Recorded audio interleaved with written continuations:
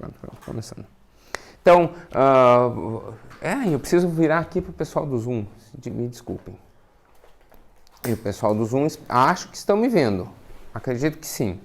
Acredito que sim? Ok. Tem que tirar o mudo, né? Tá bem. Eu espero, não tem problema. Dá aí? Se for preciso, eu vou ali atrás. Não gostaria, mas... Deu? Tá bom. Então tá bem. Então, bom dia a todos. A gente tem feito uma caminhada por Apocalipse. Quer dizer, a gente tem feito uma pré-caminhada por Apocalipse, porque ainda não entramos no texto em si, né? Então, depois das temáticas que eu vou trabalhar, aí sim nós entramos em Apocalipse em si. Não tem problema. Deu uma microfonia ali, mas nada demais. E aí, hoje, então... nós vamos ver alguns aspectos teológicos a respeito do texto de Apocalipse, mas não só do texto de Apocalipse, né?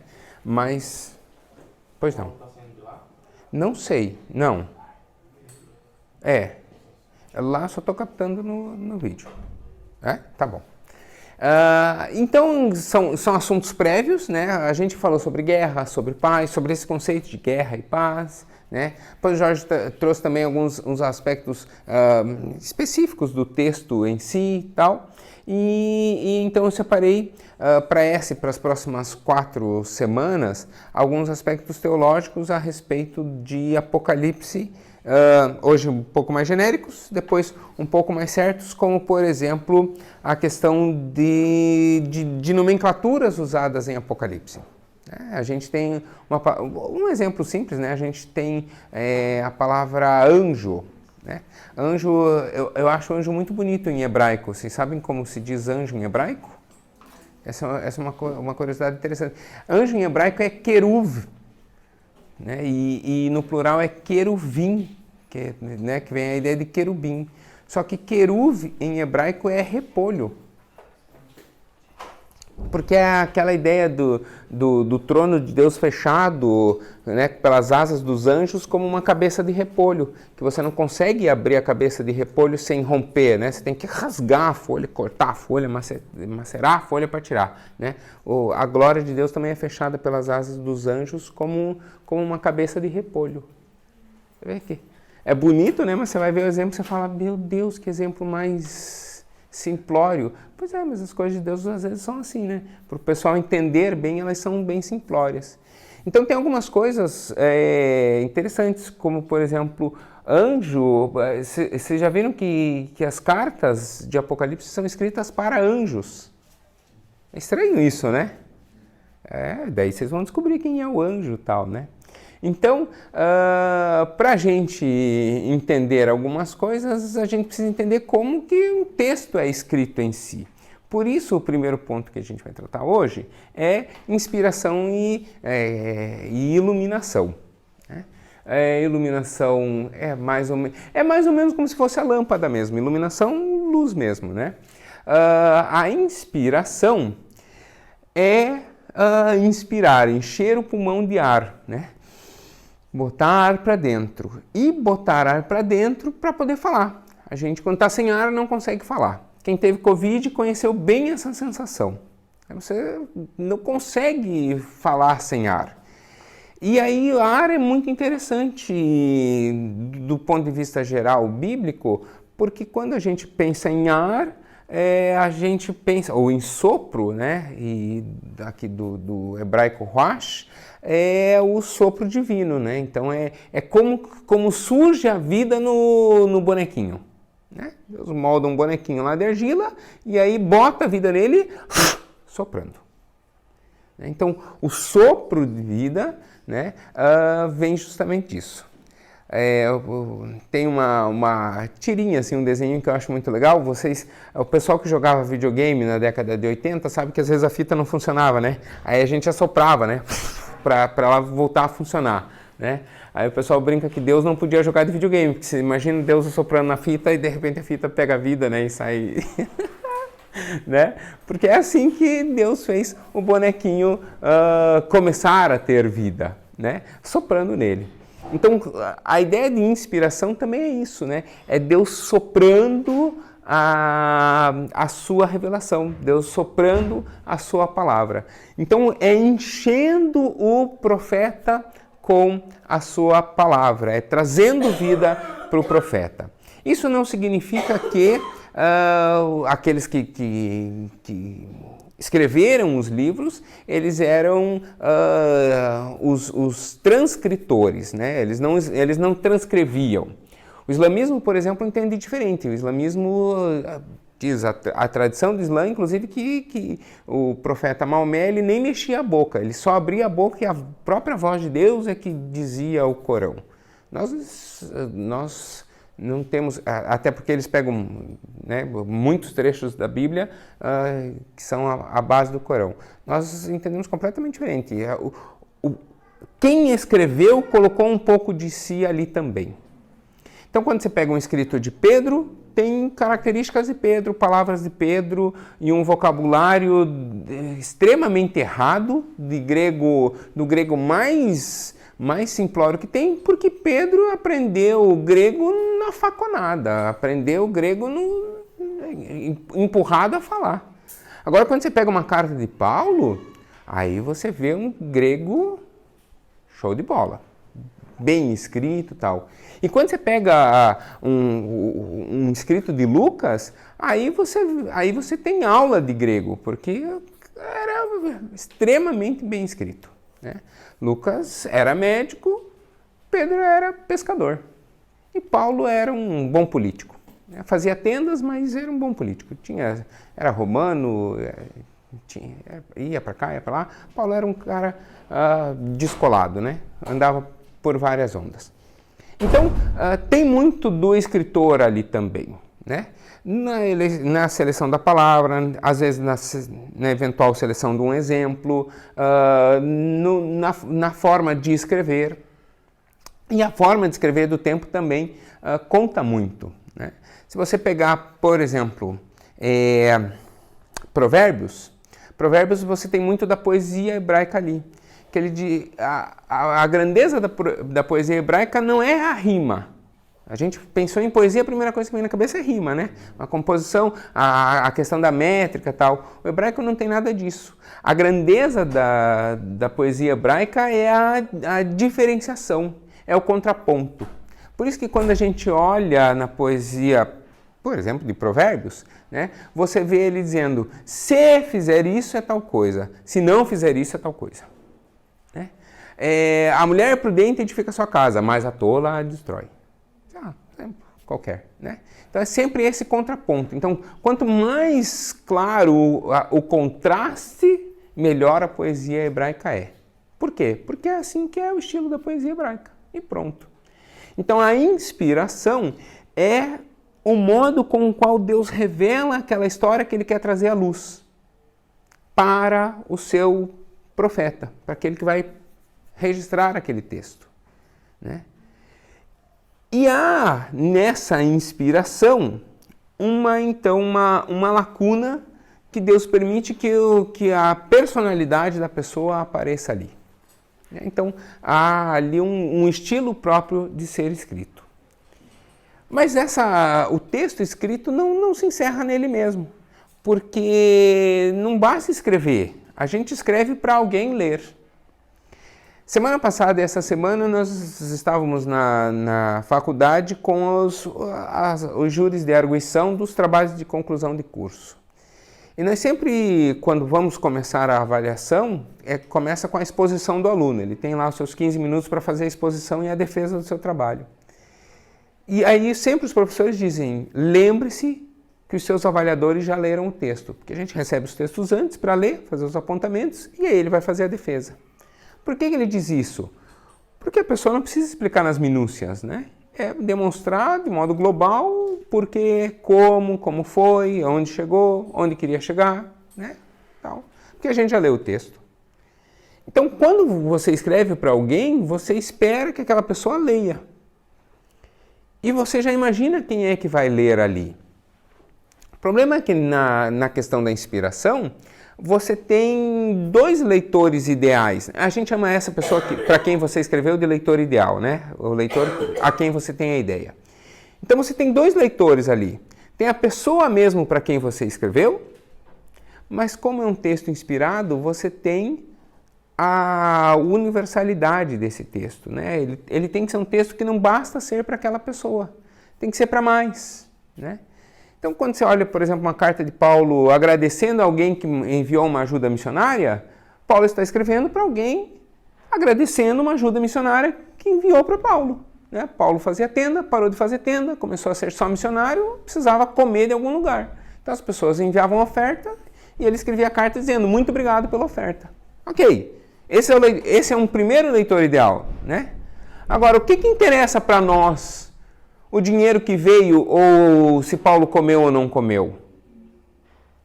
Não interessa em nada, né? Já comeu, já passou. Não faz diferença se ele já teve fome ou não, né? Mas daí vem o segundo leitor ideal. Interessa para nós por quê? Porque isso é uma lição que nós devemos também cuidar dos missionários, ainda que a pessoa não esteja prestando serviço na nossa igreja, mas ela está prestando serviço para o reino. Então, fica por trás uma segunda lição, né? Há algo mais naquele texto. Então, nós depreendemos a lição a partir dessa posição de Paulo. Porque Paulo foi,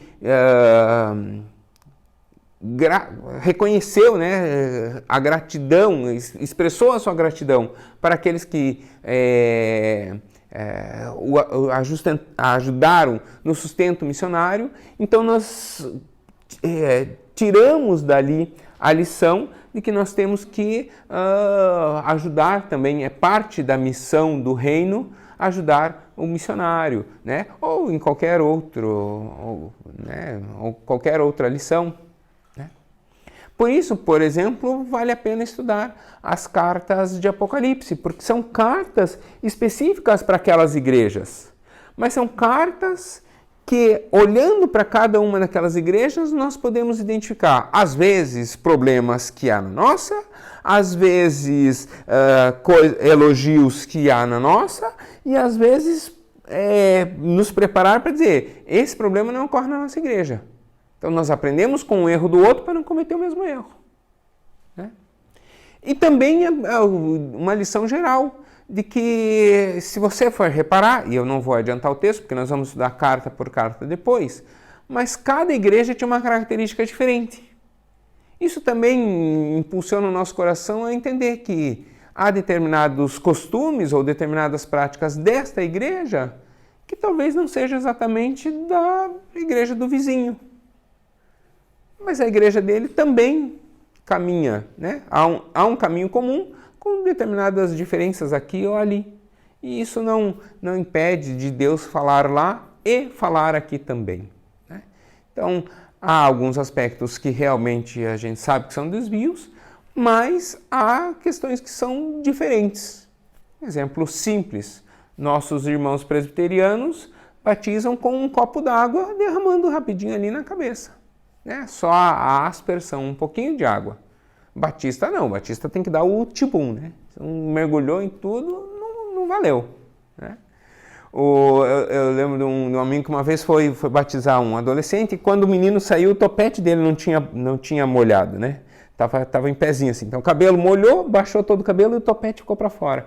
O pastor gentilmente foi dar um abraço e já fez assim, ó, para colar o cabelo dele ali, né? Que pode ter um outro e dizer, não batizou direito. Pronto, cola o cabelo ali, pronto. Em compensação, dentro da igreja batista, tinha um menino que... Bernardo, filho do Samuel Monteiro? Né? O avô dele era pastor presbiteriano, mas ele estava na nossa igreja, né? Na nossa igreja batista. O avô já estava aposentado, inclusive, e tal, mas daí o menino ia ser batizado. Vamos batizar, dar honra para o avô, né? Batizar o próprio neto e tal, né? E aí o avô foi batizar o neto. Só que o avô é um pastor presbiteriano. Ele tem o costume de batizar por aspersão. Olha que legal. A vida inteira dele batizou por aspersão. Falou, não, mas o meu neto está se batizando na igreja batista. Eu vou batizar como na igreja que meu neto está. E aí o pastor presbiteriano deu o tibum no neto lá. Pronto. Legal, né? Por quê? Porque é o respeito. Ele falou assim, ó, não é o meu costume, não é o costume da igreja que eu servia, mas é o costume da igreja que ele está. Então eu respeito o costume da igreja que ele está. Então esse processo de compreender as escrituras dentro de uma linha determinada ou dentro de um viés é um processo de iluminação. Mas eu estou falando aqui de uma iluminação denominacional, de uma iluminação geral. Mas essa ideia de iluminação também tem um caráter pessoal. E eu tenho certeza que todo aquele que já leu a Bíblia já passou por isso. Você já achou um versículo novo num versículo velho? Já, né? Acontece isso, né? A gente está lendo e aí você fala assim, editaram a minha Bíblia aqui, não é possível. Porque eu já li por exemplo, eu já li esse salmo várias vezes e nunca vi esse versículo tão precioso que Deus, deu um nó na garganta. Esse versículo é maravilhoso, eu já li esse salmo, nunca tinha lido esse versículo. Claro que já, claro que você já tinha lido ali, mas não havia, naquele primeiro momento que você leu, não havia ocorrido uma iluminação. Que é diferente de compreensão. Compreensão é simplesmente você ler e entender. Está escrito em português, eu falo português, eu leio aquela palavra, eu conheço aquela palavra, pronto, aquilo é compreensão, né? Eu li e entendi. Agora, a iluminação é quando aquela palavra, ela brota, pula do texto, entra pela narina, vai para o peito e começa a morar no coração. Você sabe quando isso acontece? Você lê aquele salmo e ele te transforma. Você lê aquele texto e fala, eu tenho que postar isso, eu tenho que fazer uma imagem, eu tenho que... Ele passa a ter outro significado. Às vezes você muda o status lá do WhatsApp, às vezes você manda para um amigo, às vezes você vai buscar uma explicação daquele texto. Ah, mas eu já tinha lido e ele não tinha feito sentido, ou até tinha entendido, mas ele não era tão precioso assim, ele passa a ser precioso. É essa mudança, que não tem muita explicação, é o toque do Espírito Santo em cima daquele texto, mesmo que seja um texto que você já leu. Isso é iluminação. É o caminho contrário pelo mesmo caminho. Então a inspiração é quando o texto sai do céu e vem para o coração do profeta. Agora, a iluminação é quando o texto sai da cabeça, vai para o coração, mas você se conecta, né? Então o texto sai do coração, sai do entendimento e se conecta com o céu. Entendeu? O caminho, né? Você fala assim, Deus está falando comigo aqui claramente. Tem um professor e pastor brasileiro muito interessante, chamado Augusto Nicodemos Lopes. E ele é muito bom. E ele fala assim, você quer ouvir Deus? Leia a sua Bíblia. Mas se você quer ouvir Deus falando em voz audível, aí você lê a Bíblia em voz alta. Pronto. Legal isso, né? Por quê? Porque a iluminação é isso. É Deus claramente falando. É quando aquele texto ele passa da compreensão nossa de cognição mesmo, né? E passa a ser um texto vivo. E se você nunca viveu essa experiência, você precisa viver, né? Quando Deus fala, é o que a gente entende por profecia, que é a grande temática da aula de hoje. E aí, quando a gente vai falar de profecia, falando de Apocalipse, tem muita gente que acha que Apocalipse é o único texto profético do Novo Testamento. E se você for parar para ver qualquer Bíblia, qualquer estudo sistemático, realmente né? Porque Atos é histórico, os 4 primeiros são os evangelhos, depois a gente tem as cartas, né? Ou as epístolas, aí você vai ter as cartas gerais ou universais, depois as cartas específicas e tal, e daí você vai ter o texto profético que é Apocalipse. Mas dentro dessa ideia, eu estou falando assim, é uma classificação sistemática de estudo, né? Por quê? Porque texto profético a gente vê desde o começo até o final, porque um texto profético é quando realmente é Deus falando para o profeta como ele vai escrever. Tá? Então, a gente não acha a profecia só em Apocalipse, né? Mas Apocalipse tem o propósito de profecia, um propósito maior. E aí, o que é profecia? Não sei. Se você quiser, você pode compartilhar o que você acha que é profecia lá no slide, é só ler ali o código. Ah, ficou pequenininho, né? É 94 20 58 0, mas você tem o QR Code que você pode compartilhar lá a sua impressão. Mas, quando a gente fala de profecia, o primeiro erro que a gente tem é achar que uma profecia é alguma coisa do futuro. Né? Falando em profecia, é alguma coisa do futuro. É a revelação do futuro. Não é isso que vem na nossa cabeça a primeira vez? Bem, mesmo de quem é crente e sabe que a primeira coisa que vem na cabeça é do futuro. Mas a Bíblia está cheia de profecia do passado. E talvez dizer que hoje a Bíblia está cheia de profecia do passado é fácil, né? Você vai dizer assim, claro, né? Essas profecias já aconteceram. Não é isso que eu estou dizendo. Estou dizendo que quando a profecia foi dada, ela já era do passado. E aí faz sentido? Isso é uma profecia do passado? Bom, vamos ver. Vamos pegar um exemplo de uma profecia do passado que acho que todo mundo aqui conhece. Tinha um rei, famosinho, que mandou o pessoal para a guerra, mas ia ter uma série nova estreando no Netflix, tal, ele resolveu ficar.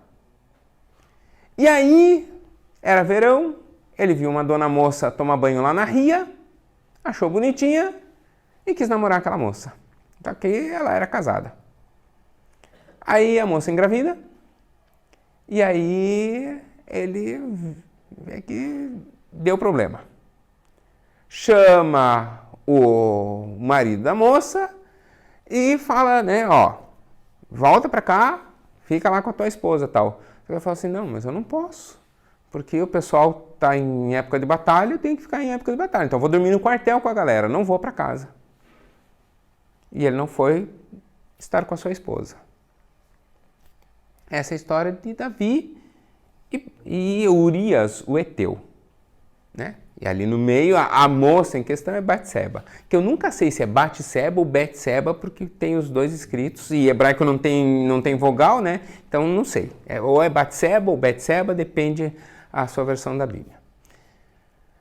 Mas quando dá essa confusão toda, Davi resolve ajeitar o seu problema.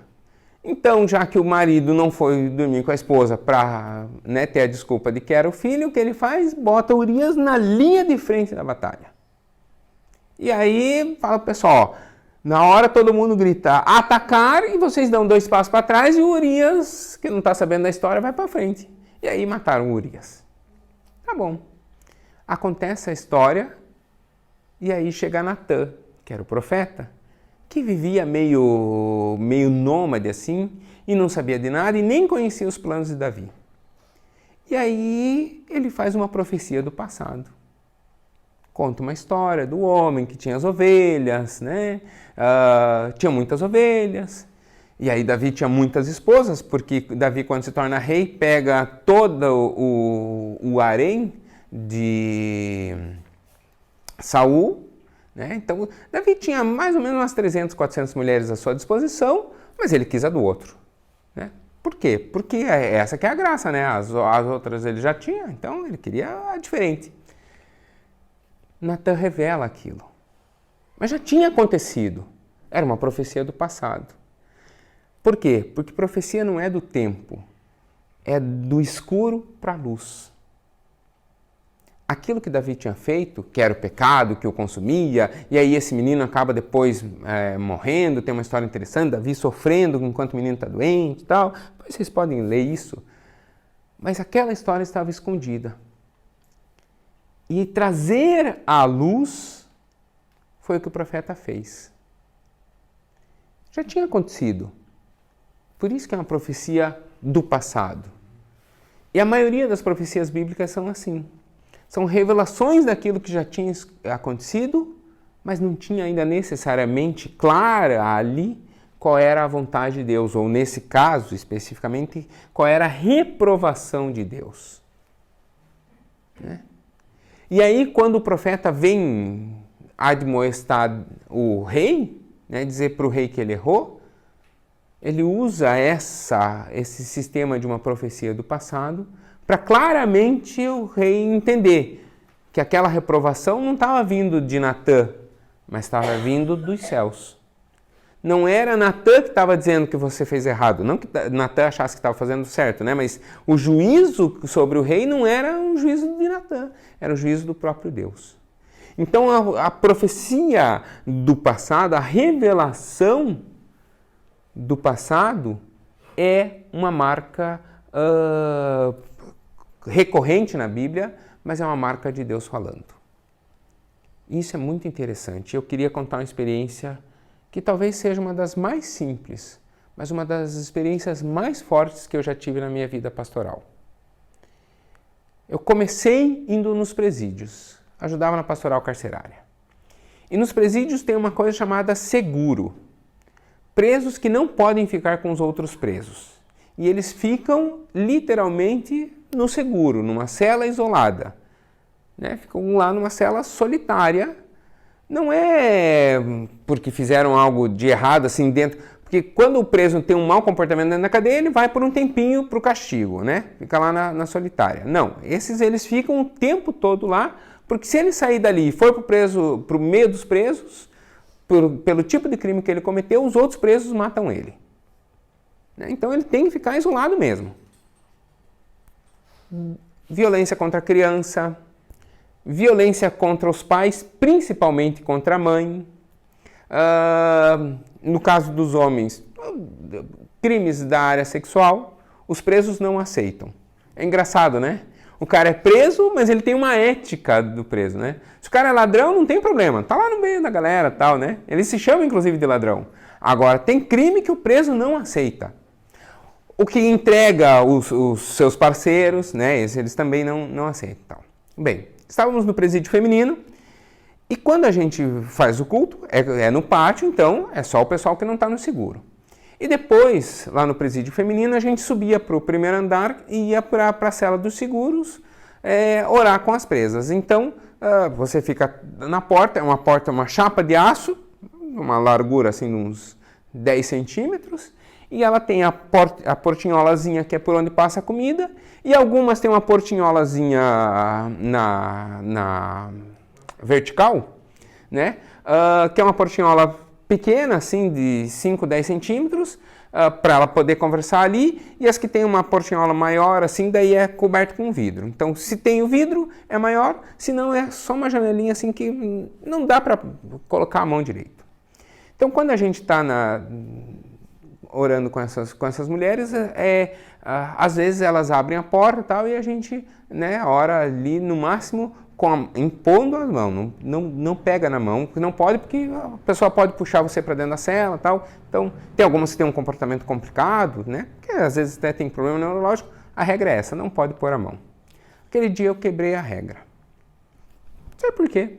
Eu orei com, sei lá, 35, 40 mulheres que estavam no seguro, mas com aquela presa em específico, depois,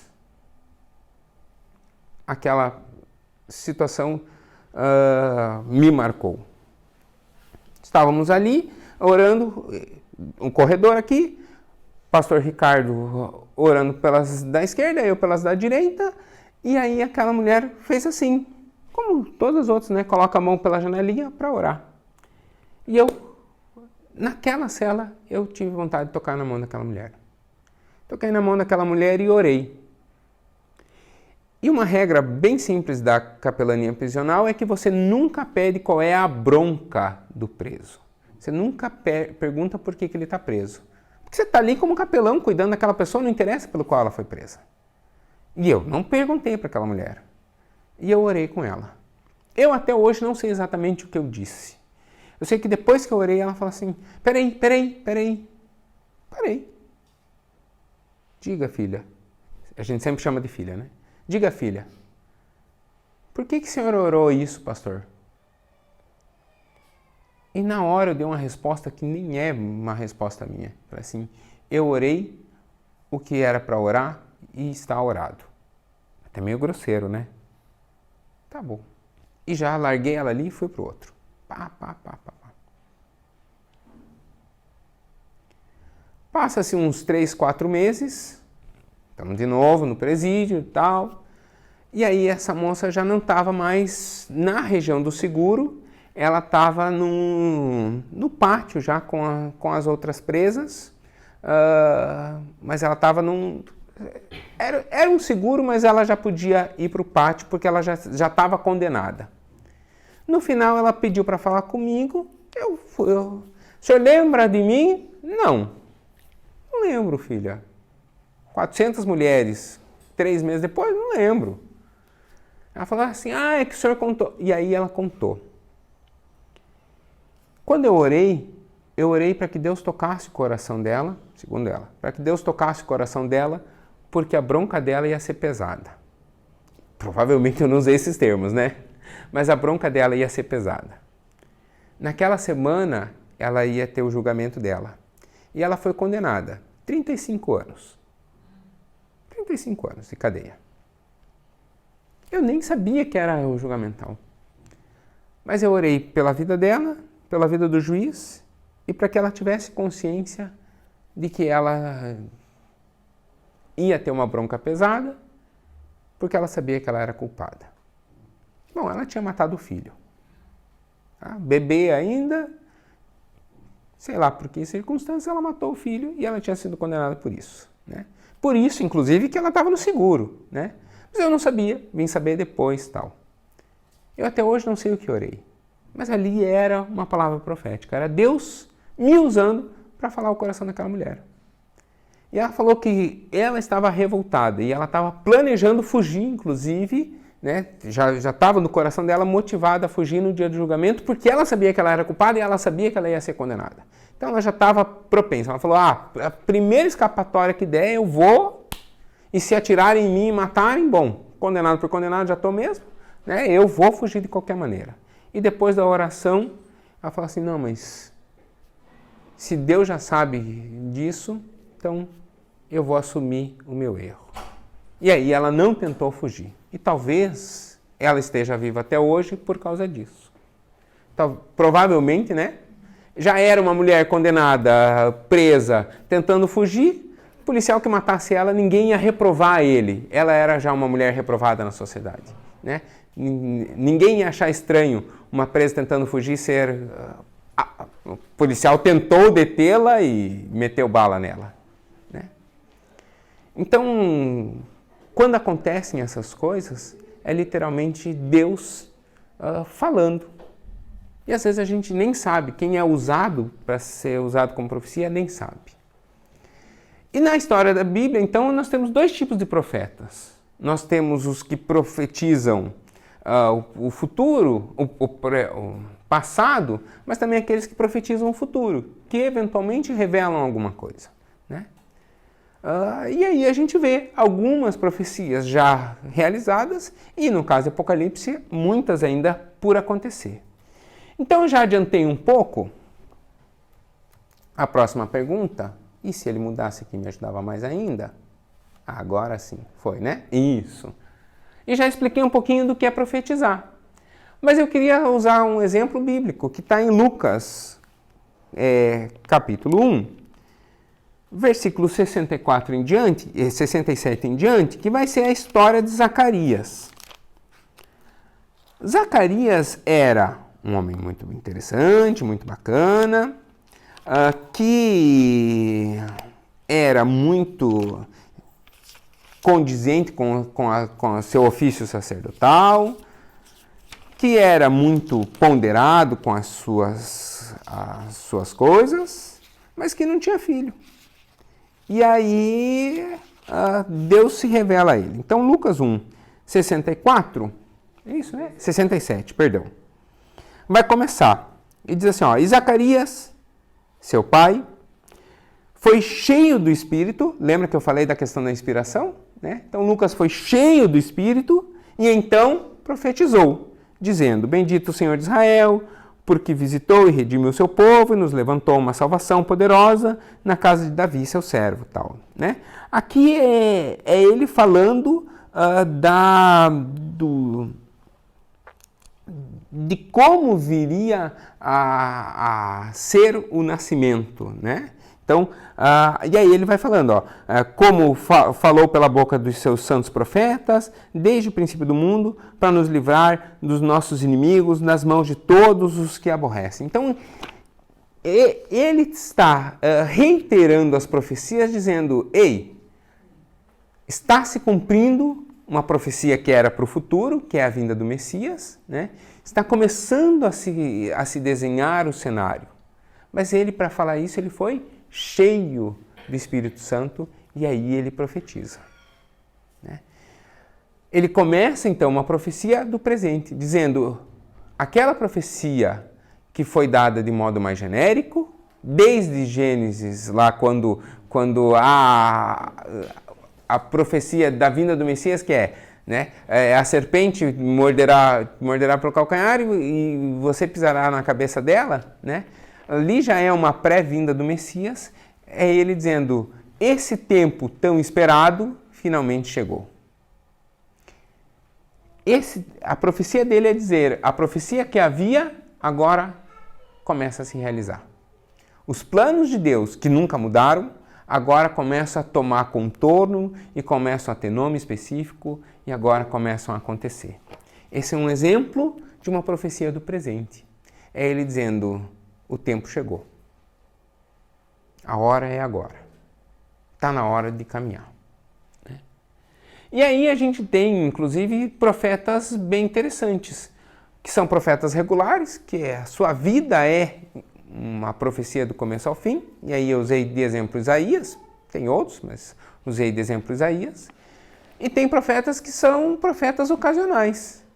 Zacarias era um homem, se nós formos ler sobre ele, né?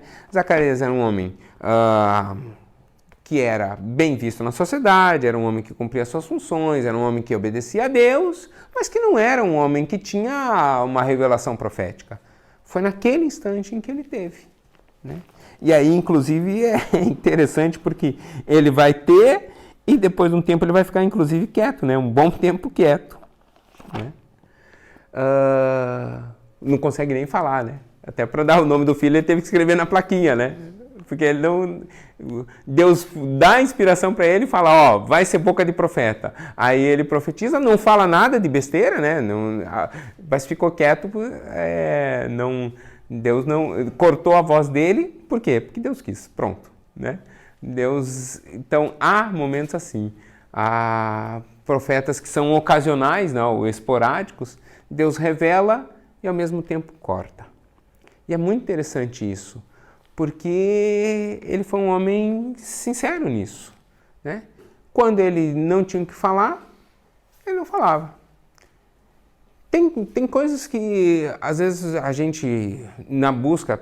A gente não, mas existem pessoas que ficam buscando profetas por aí. E não é necessariamente porque a pessoa falou uma verdade que aquilo é uma profecia. Às vezes a pessoa simplesmente conseguiu ler bem a realidade, né? Pronto. Não é porque a pessoa acertou no que disse que necessariamente aquilo é uma profecia.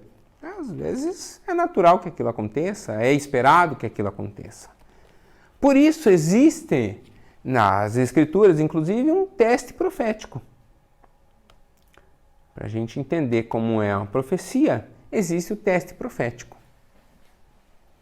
E aí eu separei aqui algumas. A de Lucas 1, né, que vai ser o texto do profeta Zacarias, exatamente isso. Ele começa a dizer, olha, chegou a hora do Messias nascer, o Messias está vindo, o Messias nasceu, tal, né? E aí? E aí, passou 30 anos, melhor, passou 33 anos, 30 anos, vai, quando Jesus começa o ministério já tem, né? Jesus, desde o início, é um menino diferente, lá pelos seus 9 anos tem a ida dele ao templo, que ele explica os textos, né? Mas até então era um menino diferente, era um menino especial, era alguém inteligente, bacana, destacável, mas não ia muito, talvez muito além disso, né? começa mesmo o ministério de Jesus lá com seus 30 anos. Então a profecia de Zacarias, 30 anos, Zacarias ficou no limbo ali. Será que eu falei besteira? Será que eu não falei besteira? Ele tinha certeza no coração, né? Que aquele era o menino. Mas o pessoal só foi ver depois. Porque tem o teste. Vamos ver o que diz Deuteronômio. Não, melhor, Jeremias. Jeremias, agora é difícil, né? Jeremias 28, versículo 9. Eu já tenho separado aqui. A gente pode ver Deuteronômios também, sem problema nenhum, mas vamos ver primeiro Jeremias. Jeremias 28, versículo 9, vai demonstrar qual é o teste do profeta.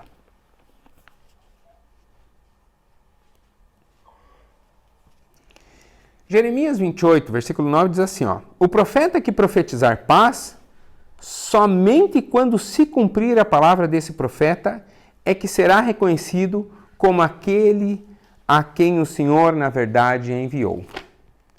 E agora eu paro para pensar em Zacarias. Zacarias profetiza que o menino que nasceu seria o Messias. Mas Jesus só vai revelar efetivamente seu ministério a partir dos 30. E então, o que acontece com Zacarias entre o nascimento de Jesus e os 30 anos? Ele fica nesse espaço. Só quando se concretizar é que vai ver que realmente Deus enviou. Hoje, olhar para Zacarias e dizer era um profeta de Deus e estava falando cheio do Espírito Santo é fácil. Mas como será que foi durante esses 30 anos? Né? Ele se manteve fiel, manteve firme ali na sua palavra. E Deuteronômio, capítulo 18, versículos 21 e 22. Números. Eita, já estou em Juízes, espera aí. Aqui, Deuteronômio 18. Vai reforçar, bom, reforçar não é uma palavra boa, né, porque Jeremias está para frente, né, mas vai reforçar essa ideia. Então, Jeremias 18, versículos 21 e 22 diz assim: se disseres ao coração, como conheceremos a palavra que o Senhor não falou? E aí o 22. Quando o tal profeta falar em nome do Senhor, e tal palavra não se cumprir, nem suceder assim, essa é a palavra que o Senhor não falou. Ou seja, se o profeta falou e não aconteceu, aquele é um falso profeta. Porque se realmente o profeta falou e aconteceu, é a palavra de Deus. É Deus revelando a ele. Né? Deus não volta atrás. Então, às vezes o profeta se empolgou, às vezes aconteceu esses tempos. Não gosto de falar do ministério dos outros, mas é que esse exemplo é muito perfeito. Eu preciso contar para vocês. Eu não gosto de falar do ministério dos outros, mas teve lá no Brasil um pastor que, num congresso, chamou o outro pastor e a esposa à frente e profetizou sobre eles, que eles iam conquistar as nações, que eles iam viajar, que o ministério deles seria grandioso, que eles seriam, né, grandes, importantes e tal. E 8 meses depois, o pastor que recebeu a profecia foi morto. E depois correu o caso, descobriu-se que a mandante do homicídio, inclusive, era a esposa do pastor. Quer dizer, como é que vai viajar nações? Como é que vai conquistar tal? Não tem, né? Não tem, Paulo. Lá em cima não tem. Não tem. Pois é. Aí ele precisou reconhecer. Esse pastor que tinha dado a profetada, não era profecia, era profetada, né? Não sei se reconheceu porque cobraram dele ou porque ele realmente se arrependeu, mas ele falou, olha, lá no congresso eu me empolguei e falei o que não devia. Falei o desejo que estava no meu coração. E errei. Se é uma reparação, se repara ele como profeta ou não, vai do coração de cada um, né? Mas ele errou ali profundamente. Então, quando a gente vê a profecia realmente vinda de Deus, a gente tem que ter essa tranquilidade. Se Deus falou, vai acontecer. Quando? Quando Ele sabe quando. Jesus disse que ia voltar. E disse que Deus sabe quando vai acontecer. Não contou para Jesus, nem para Jesus, né? O Pai revelou quando vai ser. Mas Ele disse que Deus avisou que Ele ia voltar. A hora quando vai ser, se Deus quiser, vai ser até antes do almoço. E se for, ótimo, estamos prontos para isso, não é? Não sei quando vai ser. Eu sei que eu estou pronto para que aconteça já, mas também estou pronto para passar toda a minha vida e não acontecer. Se acontecer agora, ótimo. Se acontecer na geração do meu filho, ótimo. Se acontecer na geração do meu neto, ótimo. Não sei quando vai ser. Fato é, Deus falou, eu acredito que é uma profecia, acredito que é a palavra de Deus revelada a Jesus e que isso vai acontecer no tempo certo. Para isso tem algumas condições, eu vou fazendo a minha parte e tentando chegar ao tempo certo. Legal? Então, estabelecida essa conversa sobre profecia, eu encerro por aqui, pedindo humildemente perdão, porque eu me excedi em 5 minutos, mas a gente tem até às 11, um tempinho para a gente esticar a perna, tomar uma água. 11h15. Então, a gente tem um tempinho. Ah, é? Ah, é? Eu tenho até às 11. Ah! Não, mas então nós vamos ler lá o que diz Mateus 7,15. Vamos lá para Mateus 7,15. Para falar dos falsos profetas. Porque existem... Mateus 7. E aí eu vou aproveitar esse exemplo que eu dei para falar disso. Existem os falsos profetas e existem as profetadas. Pode acontecer com a mesma pessoa, mas tem diferença. Vamos lá. Mateus 7, versículo 15, diz assim: cuidado ou acautelai-vos dos falsos profetas, que vêm até vocês vestidos como ovelhas, mas interiormente são lobos devoradores. Pelos seus frutos vocês os reconhecerão. Uma pessoa fazer uma profecia errada, uma profetada, né? Às vezes é, como aquele pastor colocou, uma empolgação, um desejo do coração dele. Ele tem um profundo desejo que aquilo efetivamente aconteça e ele se empolga, achando que é Deus falando. Ele erra, né? Errou. Falou mais do que devia, se empolgou e falou mais do que devia. Isso não deve acontecer, por isso que nós temos que ter um falar prudente. Isso não deve acontecer. Mas isso não é necessariamente um falso profeta. É uma profecia indevida, é um erro, é uma falha, não devia acontecer. Agora, o falso profeta, e esse é a advertência de Mateus 7, esse é perigoso. Porque esse sabe que não é a vontade de Deus, sabe que não é Deus falando, mas ele se transveste de fala de Deus. Ele intencionalmente, sabendo que aquilo é errado, ele fala. E esse é perigoso. Esse é perigoso. O outro é um bobo. É um falastrão. É alguém que fala mais do que devia.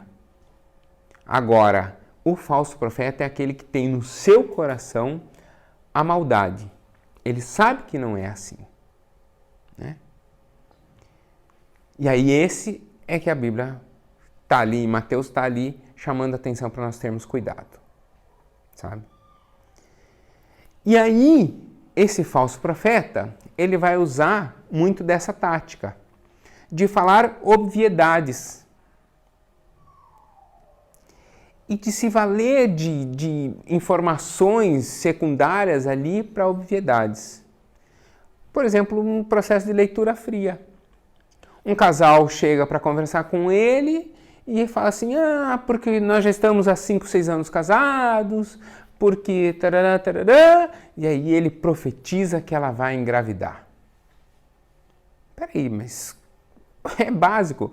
Todo casal que está junto, 5, 6 anos, ainda não tem filho, já começa, né? O mais tardar, se em 5, 6 anos eles ainda não pensaram em ter filhos, é a hora que eles começam a pensar em ter filhos, né? Ele conhece a situação, sabe que eles já estão economicamente estáveis, já estão, né, começando a sua vida, já estão no emprego mais estável, mais isso, mais aquilo, né? Não são doidos de fazer mestrado e doutorado, então naturalmente chega a hora de ter um filho. Que profecia é essa? Não é profecia nenhuma. É o ciclo natural do casal. O ciclo natural da vida, né? Mas, o profeta falou, eu engravidei. Também tem, né? A pessoa recebe aquilo e fala, o profeta falou. Pois é, ela tomava anticoncepcional até 90 dias atrás, não tem suas regras muito regradas. Vocês usam o termo regras aqui? Tá. Não tem suas regras muito regradas, então ela, 90 dias depois que ela parou de tomar anticoncepcional, sua ovulação naturalmente começa a ocorrer e aí engravida. Nossa, que profeta, né? Então ele usa algumas profecias de obviedades, às vezes da política, às vezes do contexto ali, às vezes tal, para expor uma obviedade e isso fazer-se valer de profeta, né? É esse tipo de coisa que a gente tem que ter cuidado. Mas também tem uma segunda prudência, e aí é uma prudência de coisas que efetivamente Deus falou. Não é porque Deus te falou, ou não é porque Deus revelou para você, que você precisa revelar para todo mundo. Quando Deus me conta determinadas coisas, eu no máximo conto para minha esposa. Se Deus não revelou para eu contar para aquela pessoa, não faço isso. Deus uma vez me contou que um membro da nossa igreja ia morrer. Ele tinha uma doença. Eram dois, inclusive com a mesma doença. E a gente soube no mesmo culto, porque fizeram um momento de oração pelos dois que estavam com a mesma doença. E na hora eu virei para minha esposa e falei, o fulano não vai escapar dessa. Mas era recém-diagnosticado, o prognóstico era ótimo, né? Ia dar certo.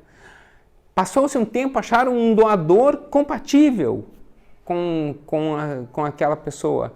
Ia dar tudo certo, mas eu já tinha dito para ela.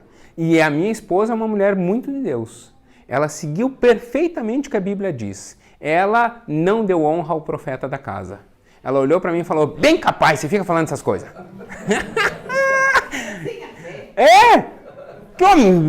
Pare com isso. Daniele, não vai. Bom, passou o quê? Uns 2 anos? 1 ano e pouco. Daí ele fez o transplante ótimo. A irmã era doadora, 100% de compatibilidade, tudo certo, fez o transplante no melhor hospital possível, hospital referência, tal, tudo certo. Melhores resultados possíveis pós-transplante, e aí começou. Decair. Claro que profetizar lá no fim, quando já estavam com medidas paliativas sobre aquela pessoa, de que ela ia falecer, era muito fácil, era o óbvio.